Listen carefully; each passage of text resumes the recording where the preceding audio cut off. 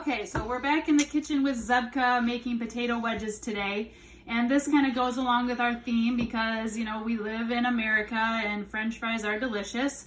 But this is a way to kind of make them more individualized and also maybe just a little bit healthier so that you can eat them anytime and still have a nutritious snack. So some of the utensils that we're going to be using today are going to be a knife, a baking pan, which I've lined with aluminum foil and sprayed just because it's a little bit easier when you're baking them. They'll come right up. And then we're also using a cutting board, our teaspoons, and then a little mixing bowl that I'm going to be mixing the spices in. So let's go ahead and start measuring out our spices. So the first thing we're going to need is 3/4 teaspoon of sugar. And if you remember from our measuring unit, that is a 1/2 and 1/4, or you can do 1/4 3 times. However you prefer to do it is fine. But you just want to make sure that you measure accurately. So I'm going to go ahead and measure and just go ahead and put that right into my bowl. And then you're going to need 1/2 teaspoon of sugar. We got a little dish here with some sugar in it.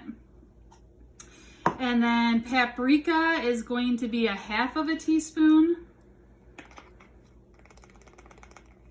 Paprika tends to be a little bit thicker than like the sugar and the salts. So you may have to get your knife and kind of level that off a little bit.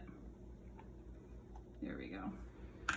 Okay, and then it calls for 1/4 teaspoon of dry mustard. And again, this one's a little bit clumpy too, so you aren't going to be able to shake it level.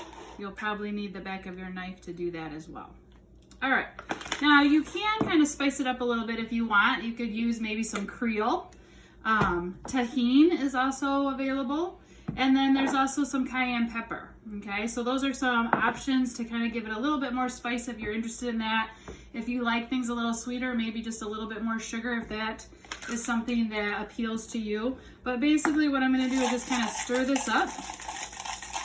And you're gonna use 3 medium-sized potatoes that you've already scrubbed and washed as far as like, you know, with water. Just kind of rinse them and scrub all the dirt on them because potatoes are in the dirt and get dug out. So I'm using red potatoes. That's kind of what I had available, and they are just a little bit less in starch and sugar, so they should cook a little bit quicker. Some people prefer red over the original dark colored brown, but it's a personal preference. Sometimes you can buy little teeny ones with all different kinds of colors that just kind of make it nice. I'm going to kind of slide these off to the side. So when you're cutting, just a couple things about cutting, you always want to grip your knife, okay? So you're going to grip it just like this, and you're going to take your hands and kind of bend them back. And when you're cutting, you're going to cut this lengthwise, just like that, and then you're going to cut them into wedges. And notice my hands are back so that they're not going to get cut, okay? So I'm just going to cut the center, and then I'm going to cut the sides just like that. And you also want to do kind of a rocking motion like a wave, okay? And that just helps you not get cut in the process. Okay, so again, we're going to cut down the center, and then I'm going to tuck my hand away, and then I'm going to cut this one. This one's kind of big, so I'll probably cut it into thirds. And same with this one. You know, sometimes potatoes all come in all different sizes, so you just kind of have to weigh how many wedges you think you need to put them into. All right, so cutting down the center again. This one's kind of big, so I'm going to try to cut it into, this one I think I'm going to cut into 4ths, just so that, you know, the thinner you make them, the faster they will get done. And you kind of want the same thickness throughout because you don't want, you know, some to get done before others. So just about the same thickness. Okay, and then I'm gonna go ahead, whoops, I forgot this one. Little guy snuck in and was hiding.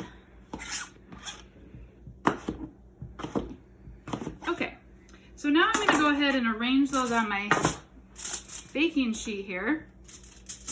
And you do typically want skin side down if you can. If you got some, maybe you could, you know, cut them a specific way, but I'm gonna go ahead and lay these down just because I think that's gonna work better for me. And then during the cooking process, you could do maybe half of them on one side and then use a spatula and kind of flip them over. That should help also with the cooking process so that you're even cooking all the way through on each side. Okay, so I'm going to try to sneak some of these in here. See if I can kind of maneuver them. Put some in on the side here. Kind of loading up my tray. If you have another tray at home, you probably could use one. I'm just trying to use one here. Okay, so there you have it. And then you're just gonna take your spices, but you first wanna spray each one with cooking spray. This one needs to be flipped. There we go.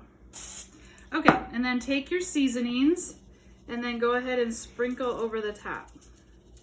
You can do it kind of like this, or you could pinch it and then, you know, pinpoint it a little bit better. When you do it with the shaking of the bowl, it's harder to get it over the potatoes you want. So just kind of sprinkle it on. Again, you know, if you decide that maybe you need a little bit more, you know, you have that option. All right, I think we're good to go here.